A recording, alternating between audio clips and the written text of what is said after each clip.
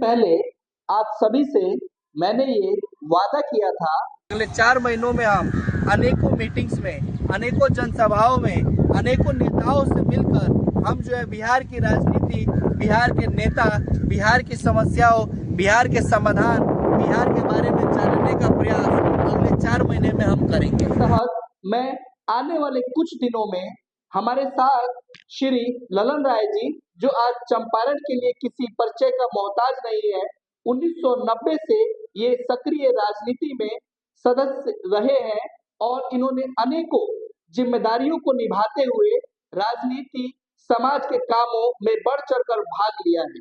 आज से कुछ दिनों के अंदर मैं श्री ललन राय जी को अपने यहाँ आमंत्रित फिर से करूंगा कि वे अपने विचारों को मुझ तक पहुंचाए और मेरे द्वारा जो है अनेकों हम विधानसभा वासियों और बिहार वासियों को उनका अनुभव का लाभ मिलेगा। इस संदर्भ में मैं चाहूंगा श्री ललन राय जी से वो कुछ कहें। जो इस समय सोशल मीडिया के प्लेटफॉर्म पर आम जनता, राजनीतिक दल और गैर राजनीतिक दल, स्वतंत्र उम्मीदवार के बारे में विचार ले रहे हैं और अपना विचार दे रहे हैं, ये अपने आप में सराहनीय है। इससे बिहार के जन जन तक ये संदेश जाएगा।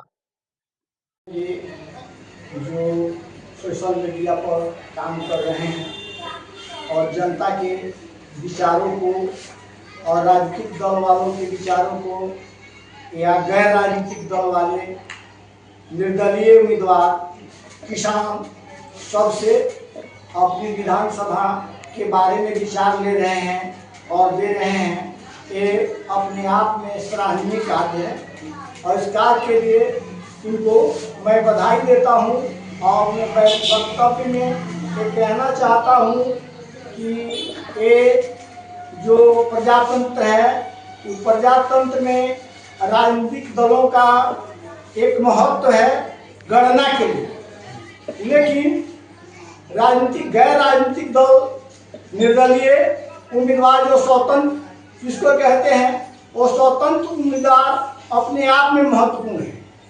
पहले राजनीतिक दल इसलिए गठित हुआ कि उनकी गणना, जैसे गांव में भाइयों का एक हिंसा हो, उसी तरह राजनीतिक दल के गणना के आधार पर किया गया पहले। लेकिन उस समय गांव में लोग सदस्य बनाते थे, लेकिन आज राजनीतिक दल का परिप्रेक्ष्य बदल गया है।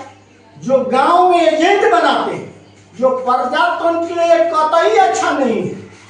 इसलिए मैं ललन राय बरमर्सी 2009 से विधानसभा चुनाव के लिए 2009 में नौतन, 2010 में गोविंदगंज और 15 में मैंने नामांकन करके वापस ले लिया और फिर 20 में चुनाव लड़ा।